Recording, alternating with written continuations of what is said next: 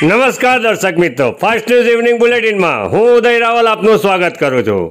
આજે ઇવનિંગ બુલેટિનમાં વલસાડ, ડાંગ, દીવ, દમણ અને દાદરાનગર હવેલી જિલ્લા પંચાયતની બેઠકોના પરિણામનો વિશેષ અહેવાલ।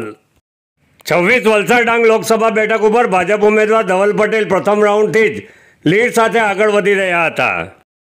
અંતિમ પરિણામ જાહેર કરાતા ધવલ પટેલે 2,10,000 કરતાં વધુ મતોની લીડથી વિજય પ્રાપ્ત કર્યો હતો।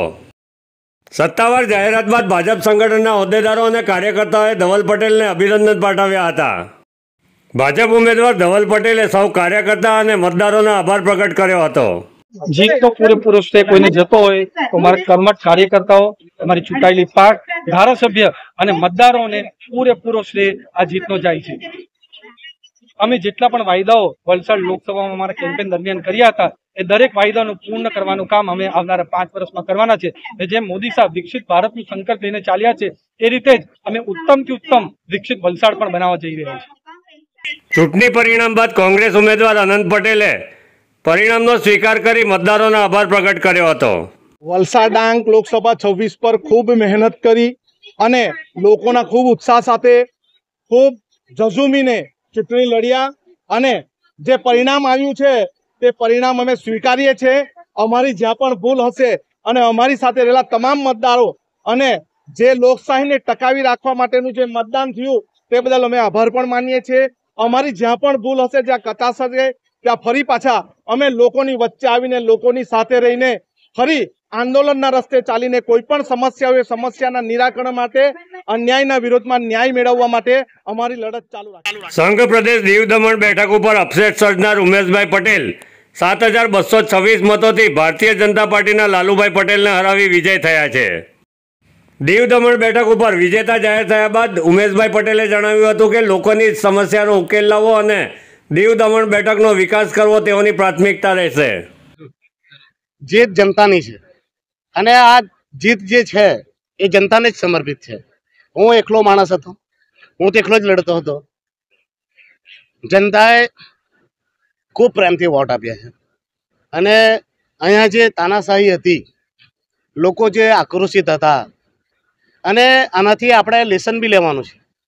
જે રીતે લાલુભાઈ જે વખતે જીત્યા હતા કેટલા વોટોથી જીત્યા હતા, આજે લાલુભાઈએ હારનો સામનો કરવો પડ્યો તો ખાલી અને ખાલી એટલે કે જ્યારે જનતા દુઃખી હતી, તકલીફમાં હતી ત્યારે લાલુભાઈ બોલ્યા નહીં અને જે પણ દમણ દીવની સમસ્યા હતી અને જે સમસ્યા માટે નિવારણ કરવાનું હતું કે જે તે અધિકારીઓ સાથે સમન્વય કરવાનો હતો, પ્રજા અને પ્રશાસનનું કામ વચ્ચે જે પ્રતિનિધિઓ હોય એને સમન્વય કરવાનો હતો, તો પ્રશાસન અને પ્રજા વચ્ચે જે ખાઈ મોટી થતી ગઈ તેના માટે જવાબદાર લાલુભાઈ હતા અને તેના ફળસ્વરૂપ આજે જનતા જનાર્દને એક ફેસલો આપ્યો અને ઐતિહાસિક ફેસલો કે આપણા દમણ દીવમાં તો એમ કહેવાય ને કે ભાઈ વગર પૈસે તો ચૂંટણી જીતાય જ નહીં અને મારી દમણ દીવની જનતાએ ખૂબ જ પ્રેમથી મને એક ઐતિહાસિક ફેસલા તહત મને ચૂંટણીમાં જીતાડ્યો છે।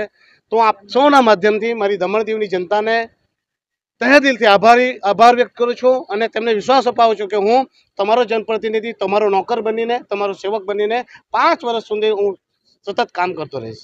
7,226 વોટથી આપણે જીત્યા છે અને દમણ કરતાં વધારે વોટ મને દીવથી મળ્યા છે।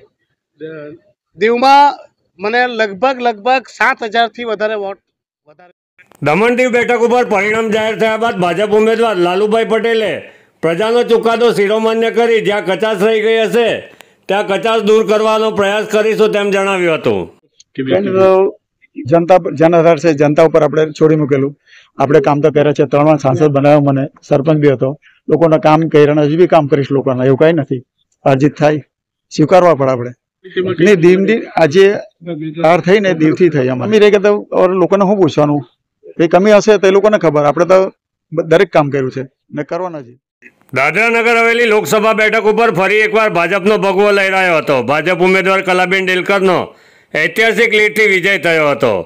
કલાબેન ડેલકર 57,000 કરતાં વધુ મતોની લીડથી વિજેતા જાહેર થયા હતા। ભાજપ કાર્યકરો અને સમર્થકોમાં ભારે ઉત્સાહનો માહોલ જોવા મળી રહ્યો હતો। મતગણતરીના 23મા રાઉન્ડના અંતે જાહેર થયેલા આંકડાઓ મુજબ ભાજપ ઉમેદવાર કલાબેન ડેલકરને 1,20,467, જ્યારે કોંગ્રેસ ઉમેદવારને 63,286, બીએસપી ઉમેદવારને 3,140, ભારત આદિવાસી પાર્ટીને 10,185 મતો મળ્યા હતા। અપક્ષ ઉમેદવારને 2,519 અને નોટામાં 5137 મતો જાહેર કરાયા હતા। ફાસ્ટ ન્યૂઝ ઇવનિંગ બુલેટિનમાં આજે બસ આટલું જ। આવતીકાલે ફરી મળીશું। નમસ્કાર।